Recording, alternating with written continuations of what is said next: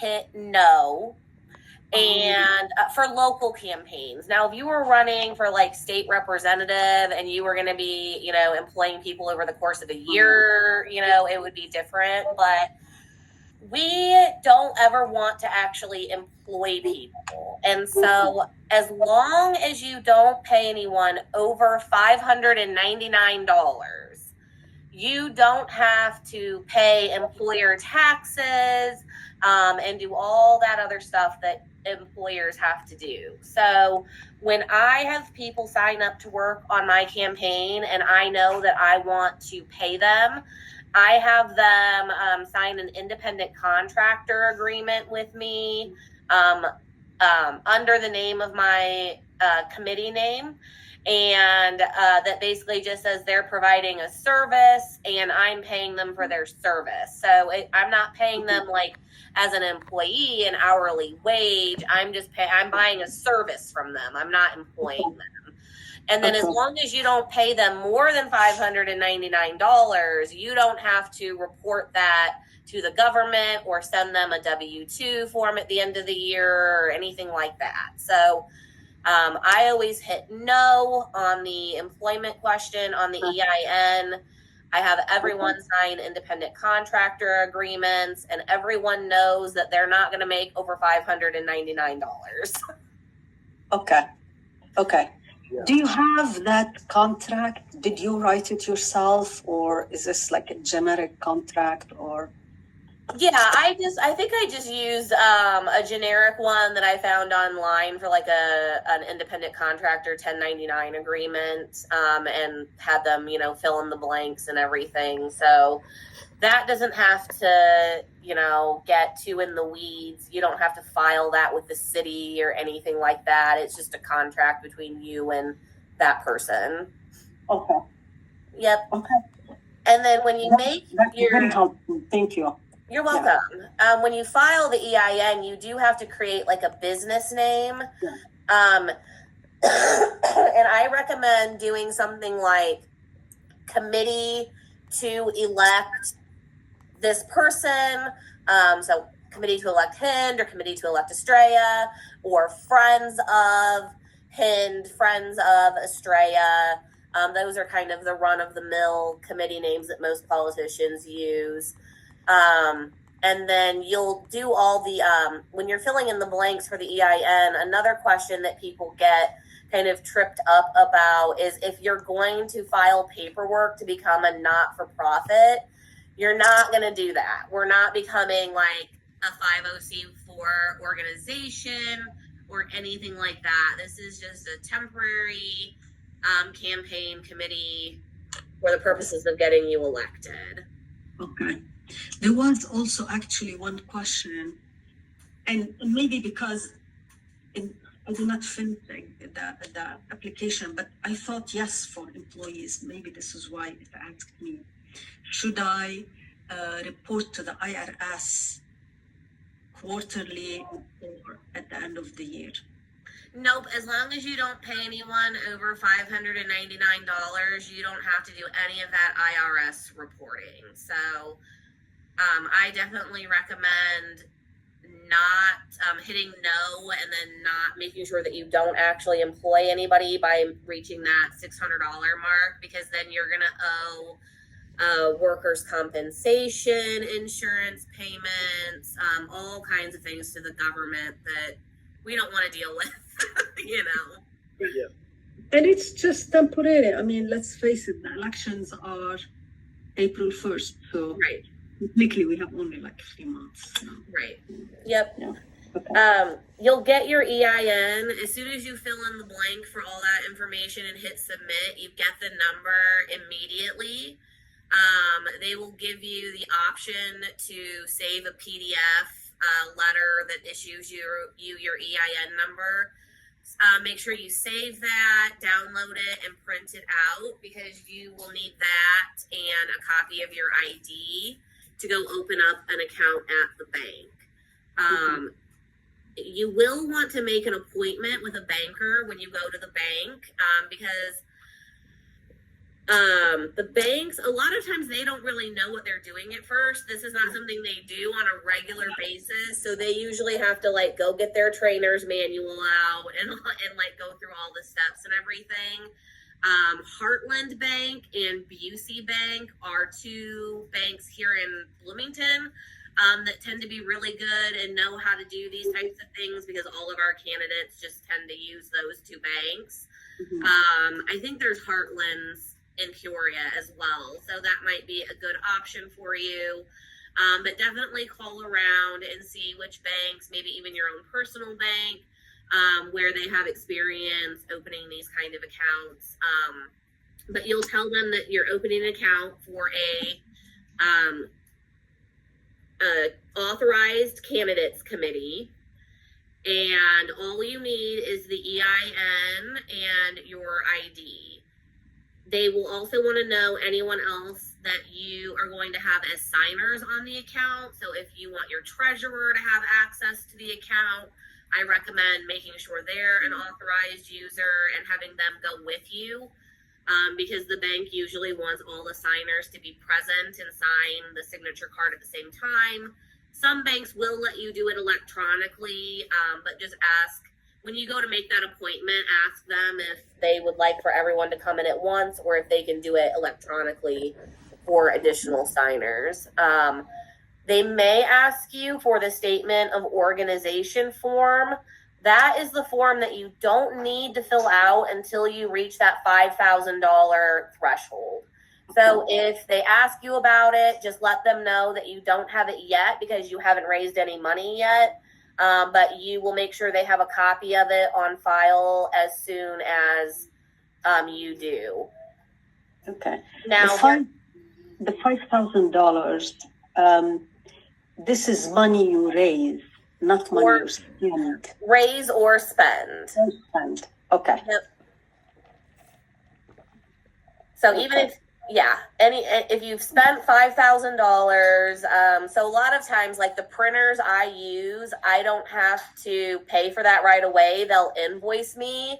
So even though I haven't raised $5,000 yet, I have technically spent that much already because the campaign has been invoiced for it. So as soon as you raise or spend $5,000, you have 10 days to fill out the statement of organization form and get that filed with the State of Illinois Election Board. Okay. And you could do all of that electronically through the Illinois Election Board website as well. They even have like an online fillable PDF that you can fill out and submit straight away. Okay. It is something new I'm learning, And that's usually it's the treasurer's responsibility to do the reporting. So as soon as you fill out that statement of organization, now you're responsible for quarterly reporting to the election board. So at the end of every quarter, they give you 15 days to do all of your reporting. You do all of that right through the Illinois State Board of Elections website. You'll have to create like a username and password and things like that. But you'll go in there and they basically want to know how much money did you raise this quarter and how much did you spend and what did you spend it on. So it's just like basically keeping a ledger with the Board of Election, letting them know your incoming and outgoing money to make sure that everything's lining up with campaign finance laws and all that fun stuff. If you don't report on time, they will assess a fine. The first fine is like $50. If you call them and ask them to waive it as a first-time offense, they will usually waive it. But then if you get a second offense, then they charge you like $200.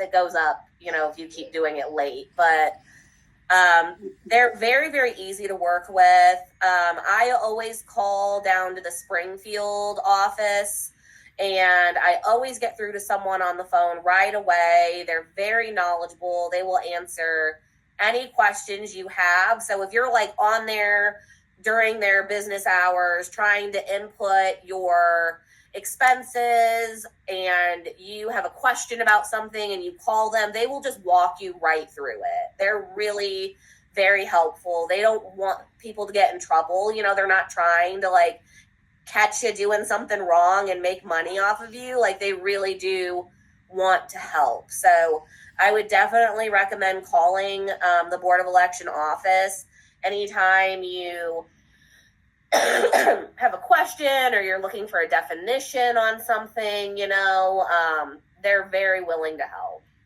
Okay.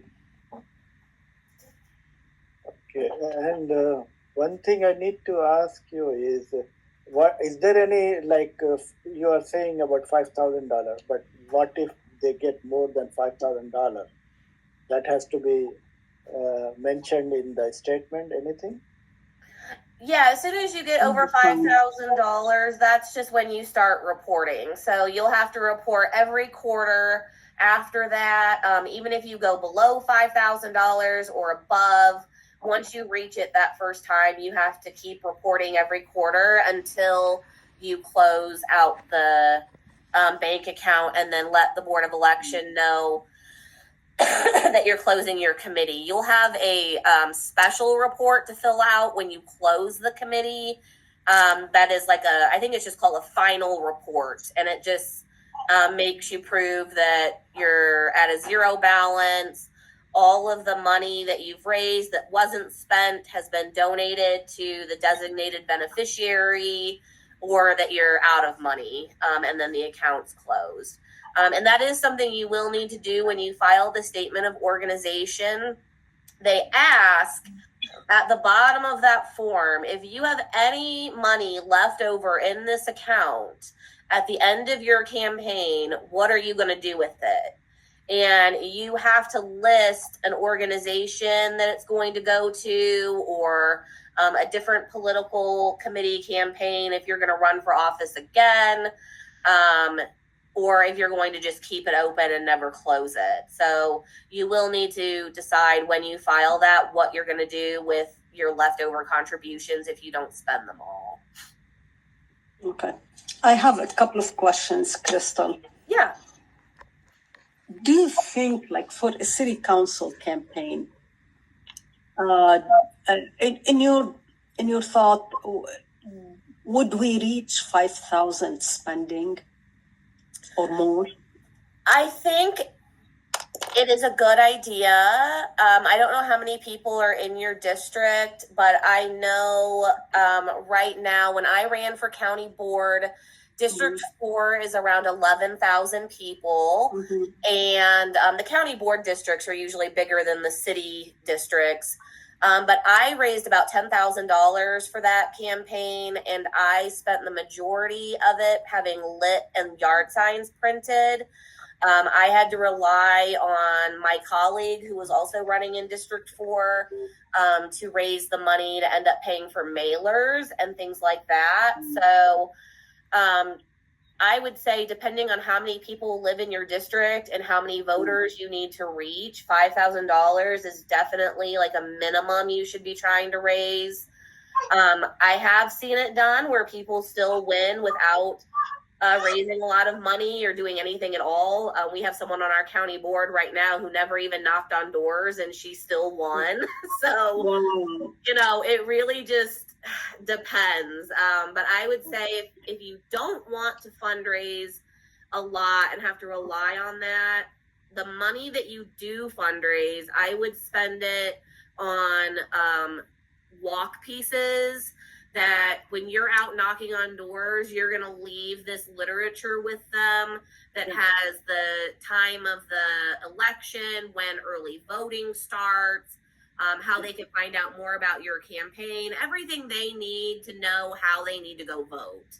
That's what I would focus your resources on.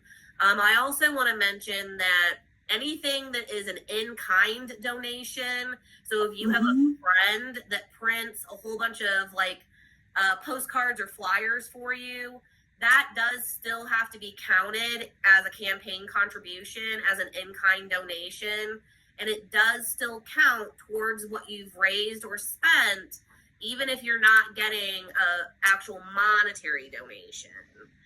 So if she does $1,000 worth of printing for you, that does still count as $1,000 contribution. Okay. Okay. What if I use my own money? Still counts as long as I am spending this money on the campaign, is it? Yep. And even if you spend over $5,000 of your own money, you're still going to have to report that as campaign contribution. Okay. So that's one. Do you think I do need an accountant, or is this something? I mean, my husband is good with numbers, and I'm also not bad in keeping books and so on. Do we need to have a dedicated accountant, or is something? I've never used like a professional accountant. I've just used, people that I know are good at math and are organized and trustworthy. Yeah. Okay. Yeah. If you could balance your checkbook, you can be a campaign treasurer. It's not too complicated. All right. Well, this is very helpful. I absolutely appreciate it. I can fill in the EIN very quickly because I've done it twice before. As long as now that I know that there will be no employees. Yes. Because that was the complexity. Okay.